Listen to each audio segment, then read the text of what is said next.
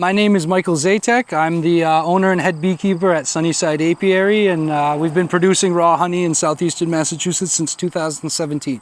I've always had a love for agriculture ever since when I was younger. I got jobs working on cranberry bogs. Agriculture has always just fascinated me, and I got into beekeeping in 2017. I currently have about 100 beehives. My goal is to have 300 to 500 within the next few years. Right now, the way I make money is I sell the honey the bees make, but there's also pollination contracts, taking the hives to farms, cranberry bogs, orchards. You can also sell bees, you can sell queens, you can sell wax, you can sell the propolis. There's a lot of ways to make money with bees. I honestly love making honey. That's my favorite thing about beekeeping. Best thing is just being out in nature, working with insects, working with animals. This is a beehive, these are the tools, this is the smoker.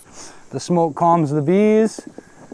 So this is a hive tool, has everything you need to work a beehive. Has the scraping edge so you can scrape things. And it's got the J-hook so you could use leverage to pry things. And we use it for everything. So the first thing we do, we always give them a little smoke. It calms the bees down, it makes them think there's gonna be a forest fire. So they all drink honey, just in case they have to evacuate because there's going to be a fire. Yeah, I always smoke a little bit at the top. Using a lot of smoke is kind of an art. Like, you don't want to overdo it. So this is the inner cover. Yeah, that creates a little bit of dead space between the outer cover and the inner cover and the hive. It's sort of like an attic space. So this third box, beekeepers call the honey super. This is where the honey for people goes. The first two boxes are where the bees live and the queen lays the eggs and they raise their babies. We call it the brood.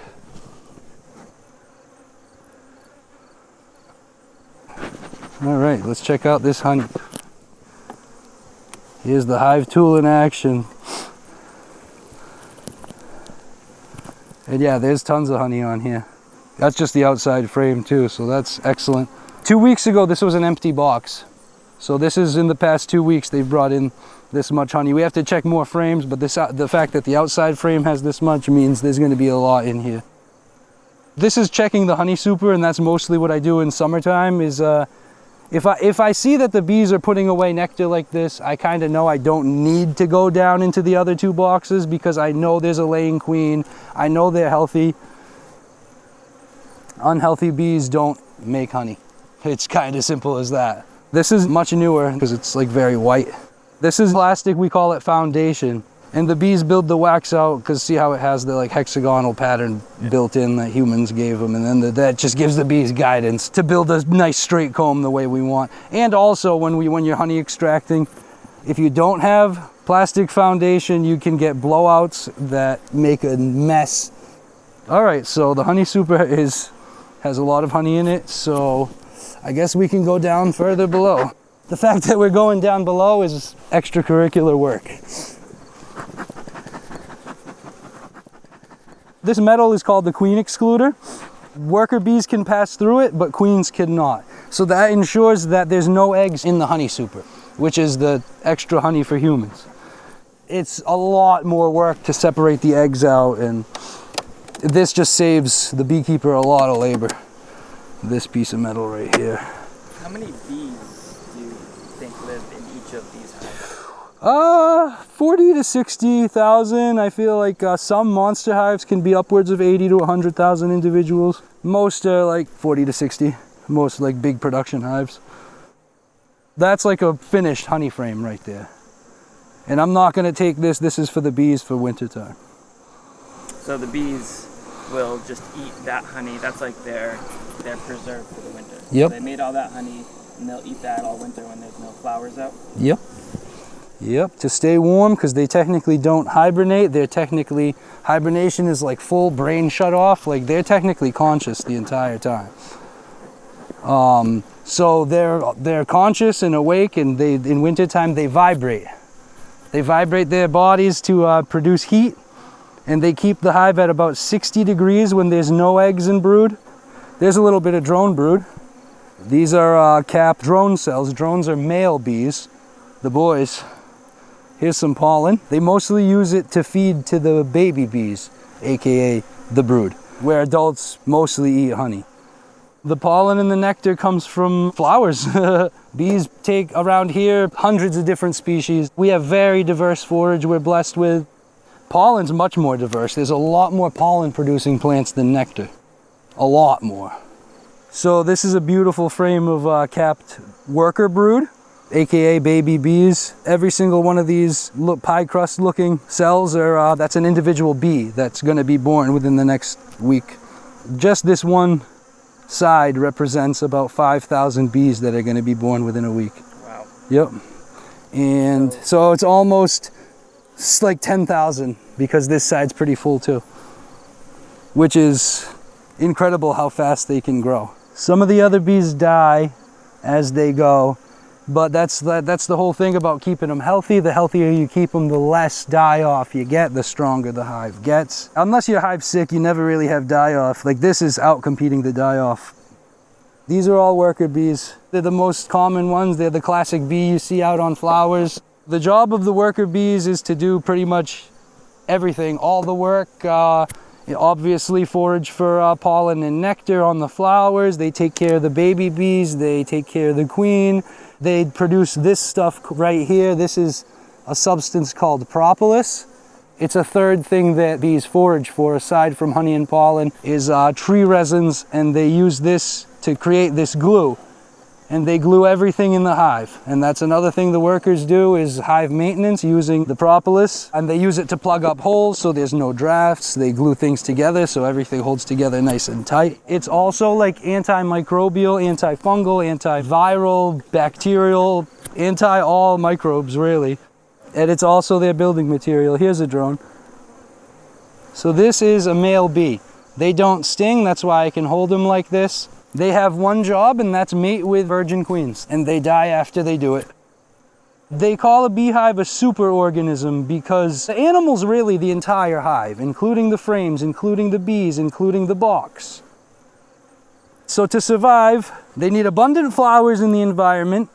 They need good enough weather for those flowers to make nectar and pollen, and they need to be disease-free and mite-free. Yeah, they need to collect enough nectar to make it through the winter period of wherever they're at. And even tropical areas have a winter. There's a dry and wet season in the tropics. They always have to be ready for a period of no flowers. So even tropical bees have a hoarding instinct. They definitely need a water source nearby. One hive will utilize hundreds of gallons a year. So this is uncapped larva. A larva is a baby bee. So there's 3 stages of baby bee. There's egg, larva, and pupa. This is the larva right here. There's some eggs too. If you see eggs, you don't need to see the queen. You know that there's a queen in here, for sure. Oh, there's the queen. She's twice as long as the rest of them. That's the dead giveaway. She also has a shiny thorax, which most of the bees have a fuzzy thorax. She makes the babies. She's the engine that keeps it going. And she exclusively gets fed royal jelly, which is a special product that the bees make. They mix honey and pollen together to make royal jelly. All the larvae are fed that the first 3 days, and then they switch the larva over to a regular larval formula, unless they choose that larva to be a new queen. Then that larva gets fed that its entire life. The queens can live, it varies. I have heard up to 7 years, like that people have had queens. Generally in the beekeeping industry, they don't want bees more than like a year or 2 old. They do lose productivity over time. So here's more of that propolis I was talking about. This is the stuff we're scraping. What humans can do with this is make a tincture out of it. And then we can get all the same antiviral benefits that the bees get when you consume the tincture. Yeah, that might be enough to make like a, like a little bit. While the bees are still in honey production mode, what I like to do is put the roofing on a slant like this so they can get a little bit more ventilation. It helps them dry the honey out. So this is goldenrod right here. Goldenrod is one of the premier fall forages during this time of year. Forage is the nectar and pollen source that the bees forage on, and then they bring the nectar and pollen back to the hive. Goldenrod is an excellent source. It produces an excessive amount. Yeah, that's Joe Pieweed. Honeybees definitely forage for nectar and pollen on that. Red clover, all clovers are excellent honeybee forage.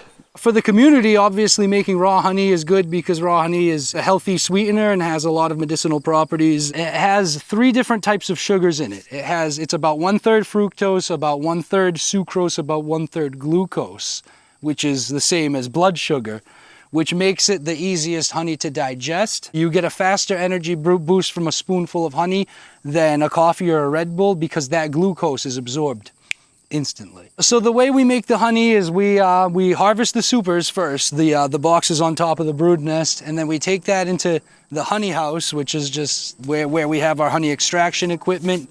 And it's like a centrifuge. It's a machine we stick the frames in and it spins, and the centrifugal force forces the honey to the outside. It gets splashed against the wall, drips down, and then we collect that into buckets and we filter out the excessive debris, and then you have clean liquid honey.